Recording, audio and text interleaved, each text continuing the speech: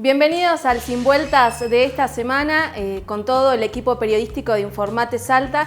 En este penúltimo programa vamos a abordar todo lo que se trató acerca del debate del aborto dentro de la Cámara de Diputados y también lo que se vendrá en la Cámara de Senadores de la Nación y cómo este tema que divide a la sociedad justamente se va a ir plasmando en cada una de las provincias.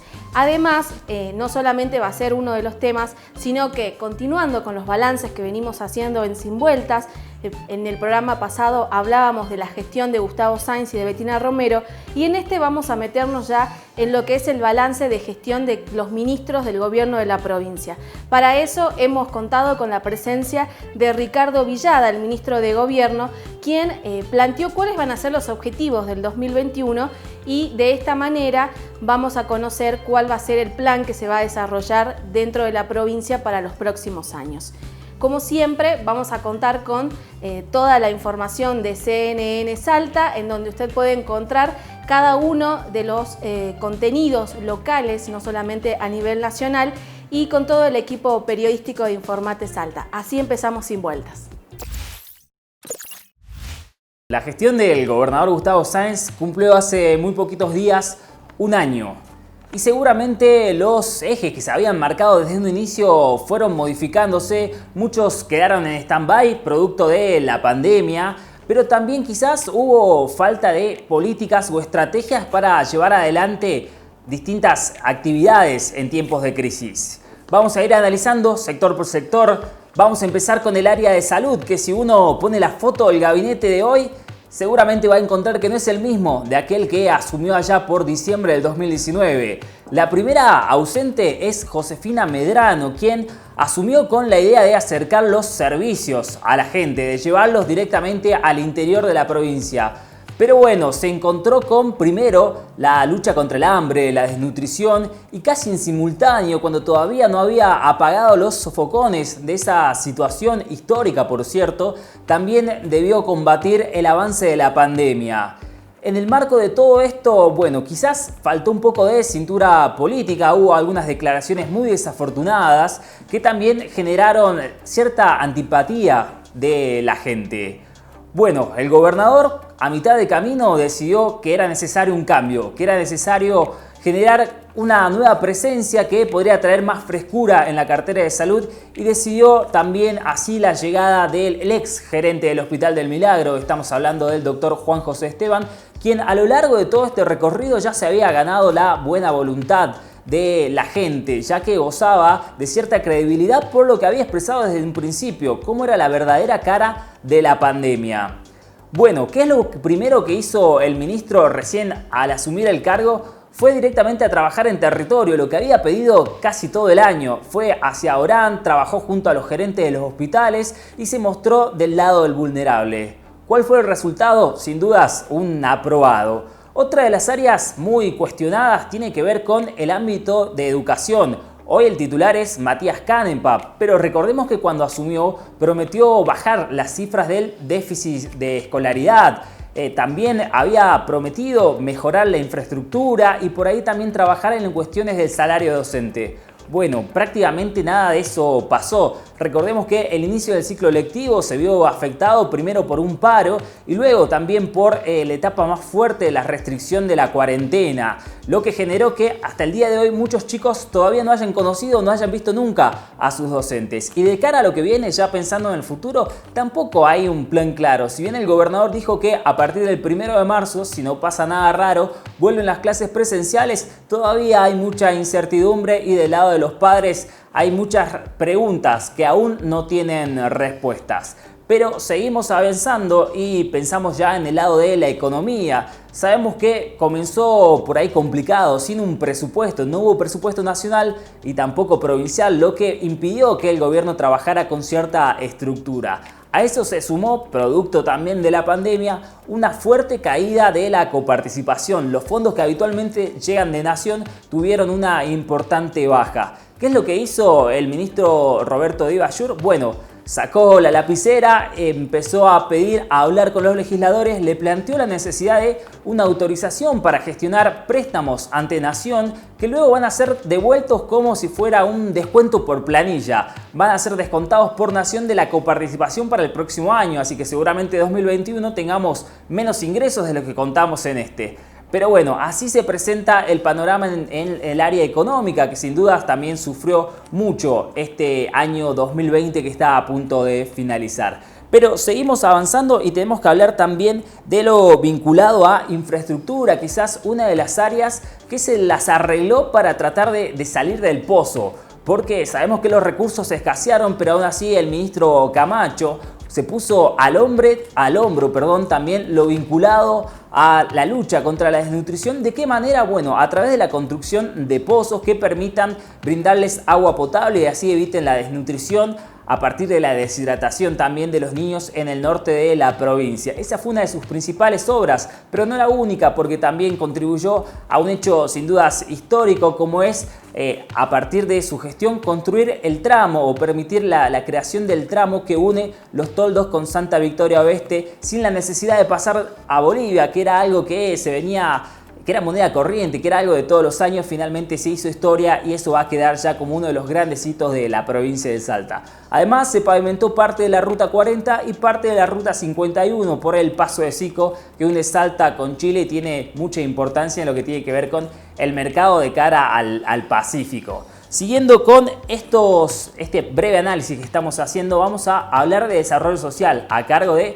Verónica Figueroa, que empezó muy bien, muy comprometida, muy cerca de la gente, trabajando a través de la entrega de tarjetas sociales, luego miles de módulos alimentarios también que se entregaron en el norte provincial, pero de a poco se fue desdibujando su figura e incluso fue producto de los últimos pasos que dio, quizás en falso, muy criticada por algunos legisladores que dijeron que no estuvo al lado de las comunidades en el último tiempo, que incluso vinieron caminando desde el norte hacia la ciudad de Salta en busca de respuestas a la problemática que ya es común de todos los años.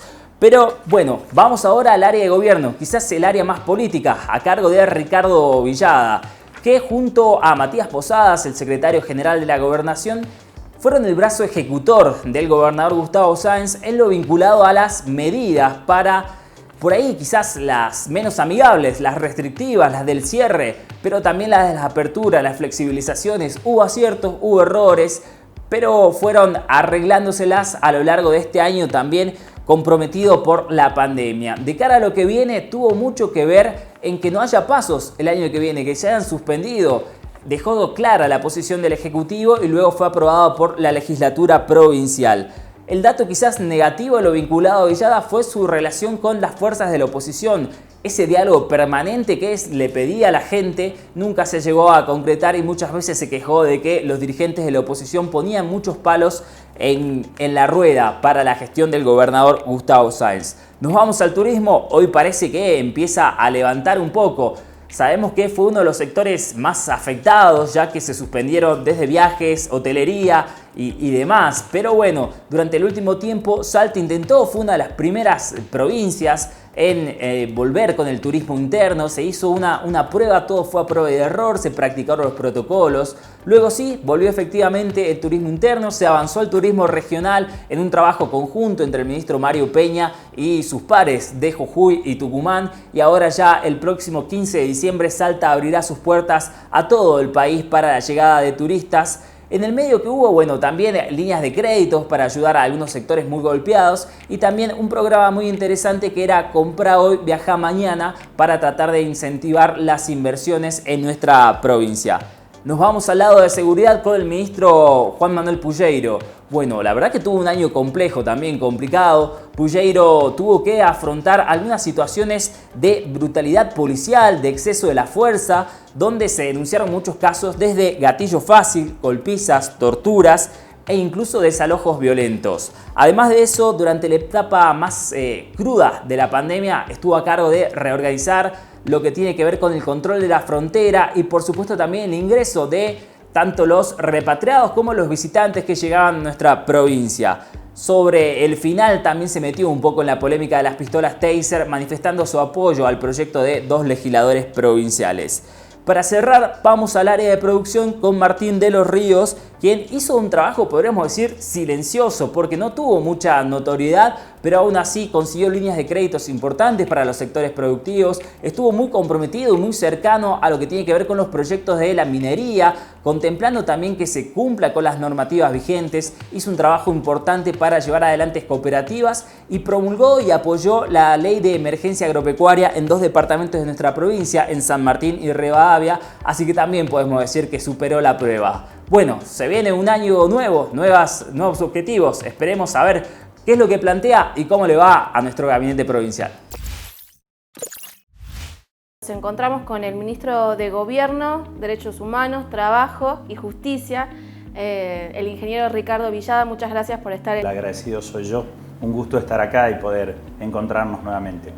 Bueno, en este marco recién hablábamos en el informe anterior justamente de lo que se logró y de lo que no se pudo lograr en las distintas carteras del Ministerio de la provincia de Salta. ¿Cuál es el balance que hacen ustedes desde el Ministerio de Gobierno, que es una de las carteras más amplias?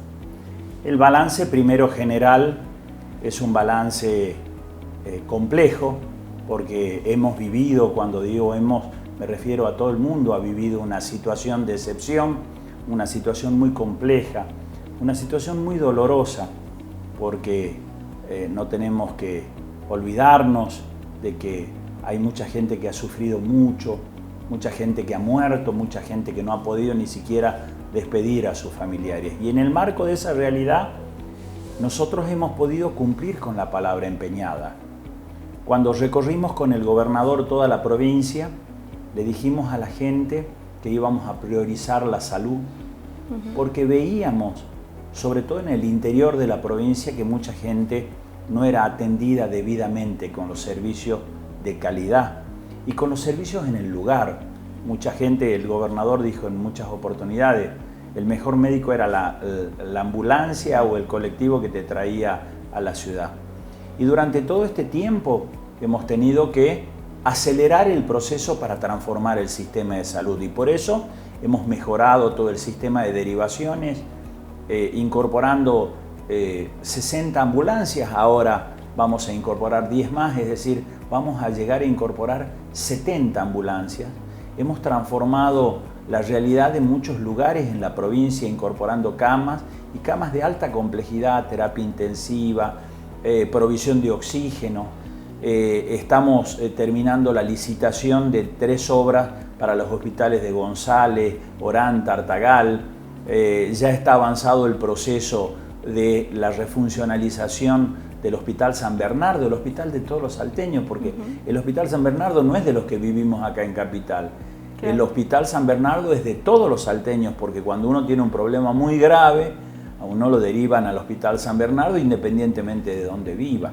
Y en este marco recién usted mencionaba las cosas que se lograron hacer teniendo en cuenta la pandemia del coronavirus, pero ¿qué es lo que no quedó, lo que quedó pendiente para el año que viene? Hay muchas de las cosas que no pudimos avanzar directamente y otras muchas cosas hemos avanzado en cuanto a la gestión, en cuanto a los planes, a los proyectos y fundamentalmente en cuanto a conseguir los recursos necesarios.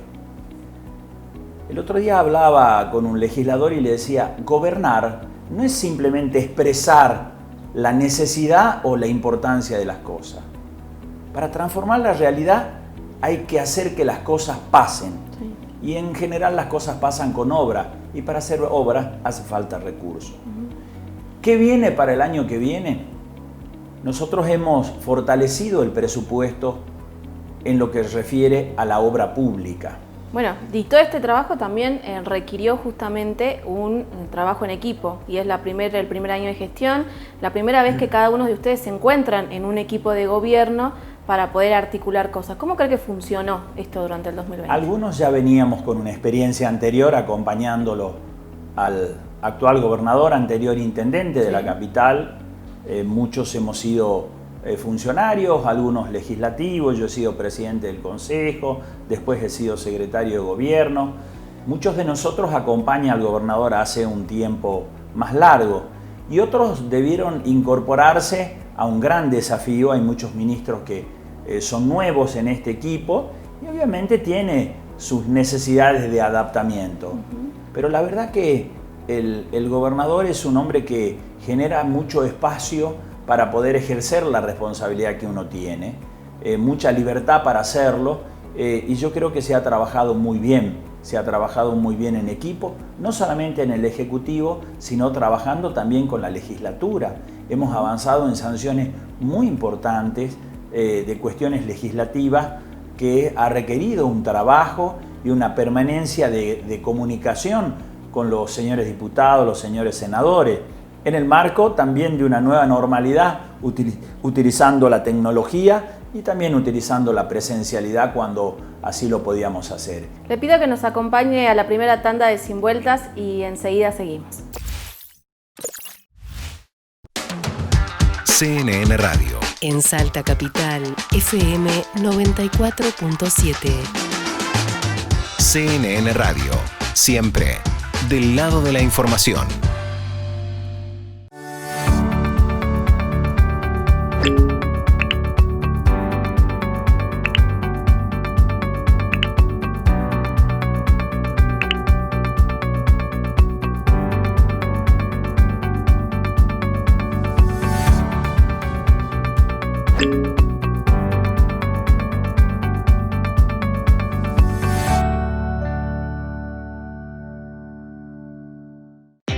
Edesa lleva la oficina a tu casa. Ahora podés gestionar tu suministro de una manera más rápida y sencilla. Ingresá a nuestra oficina virtual a través de edesa.com.ar o descarga la app en tu celular. Comunicate a nuestro número de WhatsApp 387-549-2222 o envíanos un mail a trámitescomerciales@edesa.com.ar para realizar tus gestiones comerciales. Quédate en casa. Con Edesa estamos conectados. Todos podemos colaborar para tener una mejor convivencia en la movilidad de la ciudad. Si sos peatón, recordá no caminar por las calles, siempre por la vereda, cruza por la senda peatonal y siempre por las esquinas, no a mitad de cuadra. El semáforo ordena la circulación y todos debemos respetarlo. Municipalidad de Salta, el camino es con vos. Volvemos entonces en esta tanda, en la segunda parte de Sin Vueltas, con el ministro de Gobierno Ricardo Villada, y preguntarle uno de los grandes desafíos del 2021 va a ser desde el Ministerio también encarar lo que van a ser las elecciones 2021, elecciones legislativas nacionales y provinciales. ¿Tienen una idea de cuál va a ser la fecha que desde el Gobierno van a impulsar? Primero señalar que esto ha sido también un avance, te diría, en cuanto a la reforma política durante este año. Era muy complejo en el marco de una pandemia poder avanzar sobre ciertas cosas, pero eran demanda social. Porque mucha gente de la que nos está viendo decía, ¿para qué sirven las PASO? Claro. Las PASO no sirven.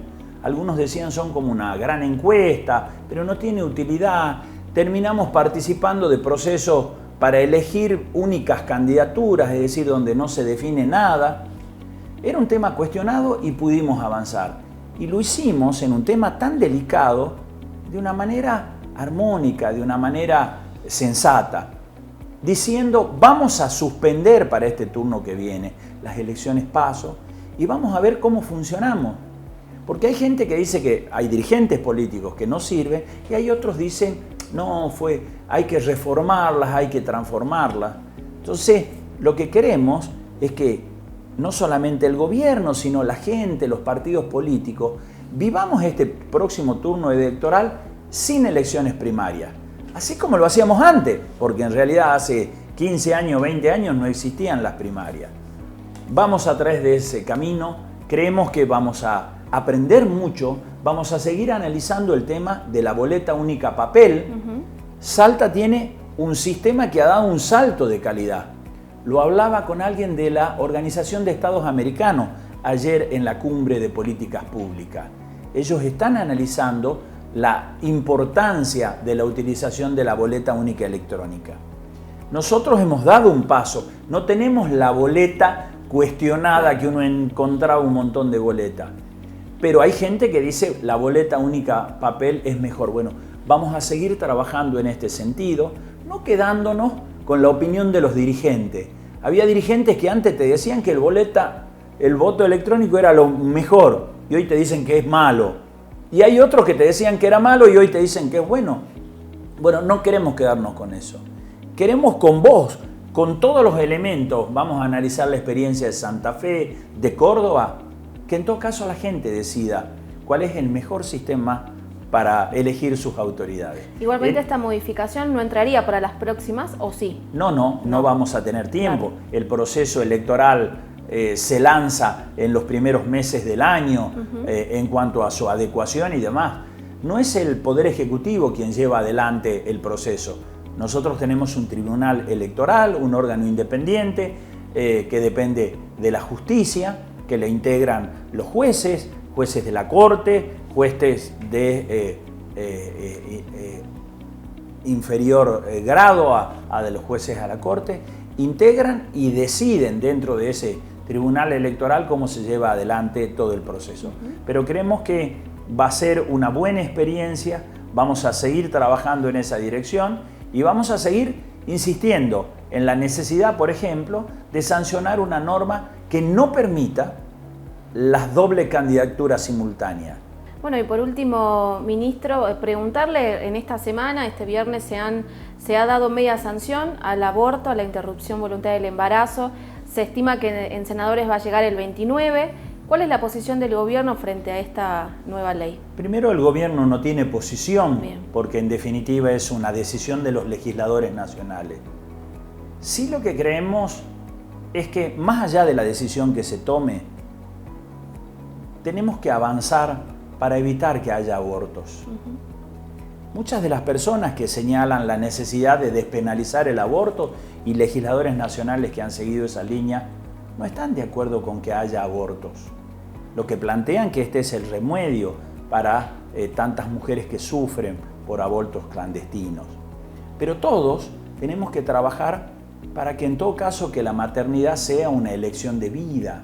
Y para eso hay que trabajar mucho en la educación, hay que trabajar mucho en las escuelas, hay que trabajar en los ámbitos sanitarios y esto es lo que queremos hacer como gobierno. muchas gracias. Y así seguimos en Sin Vueltas con el resumen justamente de todo lo que sucedió en la Cámara de Diputados. Tal como anticipábamos entonces en el cierre de la entrevista con el ministro Ricardo Villada, Noelia, se firmó o en realidad se aprobó media sanción en diputados del aborto. Efectivamente, venimos de una sesión tan maratónica como histórica en el Congreso Nacional, en 2 jornadas que arrancó, recordemos este debate, el día jueves promediando las 11 de la mañana para extenderse y conocer el veredicto y la votación final al día siguiente, el viernes 12, cerca de las 7 de la mañana. Fue un debate que ya desde hace años está asentado también en la sociedad, que divide las opiniones tanto de argentinos, de salteños. Recordemos que las jornadas previas justamente fueron muy movilizantes de muchas instituciones o de grupos sociales en realidad también manifestando su postura y finalmente llegó el día del tratamiento en la Cámara de Diputados. Luego de prácticamente 20 horas de sesión, finalmente llegó el momento de la votación, que arrojó 131 votos positivos a favor del proyecto de la interrupción voluntaria del embarazo contra 117 votos en contra. Como decíamos, es un proyecto que regula y garantiza el acceso a una interrupción voluntaria del embarazo como también del posparto. Una de las modificaciones que se hizo, porque recordemos justamente que hace 2 años cuando se le bajó el pulgar, hablaban de las modificaciones que se iban a hacer para conseguir un mayor consenso. Esas modificaciones se dieron incluso hasta 1 o 2 jornadas antes del debate. Entre los puntos fundamentales, que me parece que fue el quiebre de pronto de opinión en algunos legisladores, se encuentra la objeción de conciencia institucional. ¿Qué quiere decir? Que si un médico no quiere realizar la práctica, está en su derecho de negarse. Bien. Sin embargo, la institución sanitaria tiene que garantizar la derivación de la paciente que solicita esta intervención para que se la pueda hacer dentro de los tiempos prudenciales. A partir de los 16 años, las personas son libres de poder decidir y solicitar esto. Ahora, si son menores de 16 años, tienen que firmar un consentimiento y tienen que hacerlo en compañía de algún familiar que lo avale. Y en este marco, ¿cómo fue la votación de los diputados? Bien, la votación de los diputados, como decíamos, arrojó un 131 contra 117, dejando de lado las 6 abstenciones.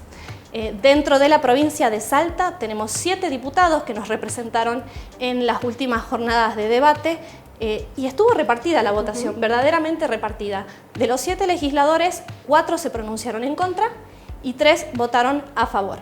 Quienes se pronunciaron en contra son el diputado Miguel Nani, el diputado Martín Grande, la diputada Vicky Cornejo, que fue la primera salteña en tomar justamente la palabra en este debate. Justamente también votó en contra Andrés Sotos. Andrés Sotos, así es. Andrés Sotos también completan las 4 votaciones negativas. Perfecto. Los escuchamos entonces a los diputados nacionales en cada una de sus alocuciones, a ver cómo nos representaron a los salteños.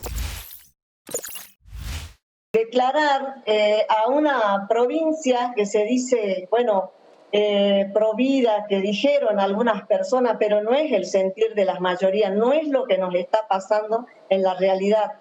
Las miles de mujeres que murieron por el aborto clandestino y que hoy descansan en las UPU Pacha, nos anuncian a las que vivimos en el CAI Pacha que llegó la hora de las mujeres y que la maternidad será deseada o no será. Será ley. Estoy seguro que en Salta el porcentaje de los que están en contra de la despenalización o legalización es mayor, estoy seguro. Pero también estoy seguro que quienes están a favor son mayoritariamente mujeres.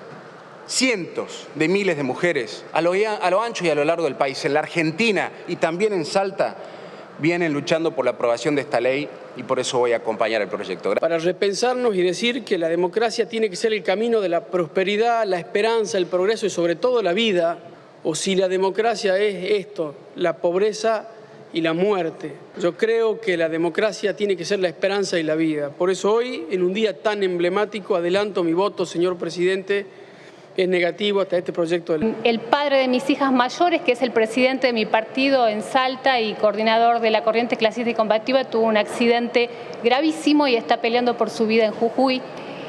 Y ahí están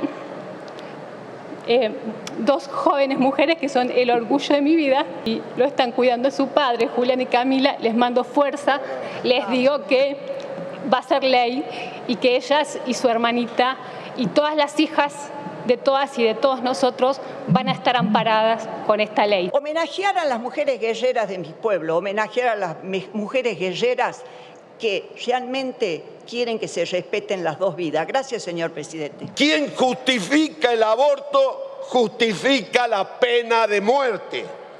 Y yo estoy en contra, señor presidente. Ser progresista significa defender la vida. Y el aborto, en la semana que sea, señor presidente, es sacrificar la vida. Por eso defiendo las 2 vidas.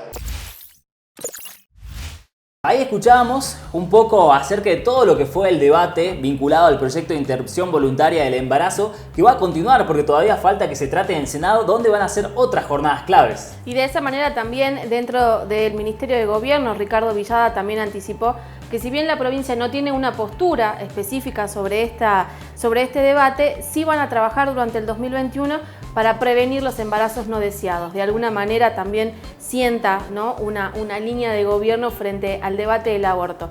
Pero ya en este penúltimo programa seguramente se preguntó dónde está Federico Estorniolo.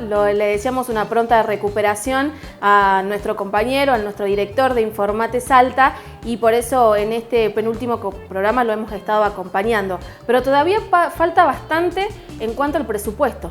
Así es, el próximo programa no se lo pierdan porque vamos a estar hablando un poco de los números más finitos para que ustedes tengan una idea en dónde se va a poner la plata el próximo año. De esta manera entonces nos despedimos en este Sin Vueltas. Recordamos que las repeticiones son los martes y jueves por Somos Salta. Agradecidos por este espacio y esperamos encontrarnos el próximo domingo.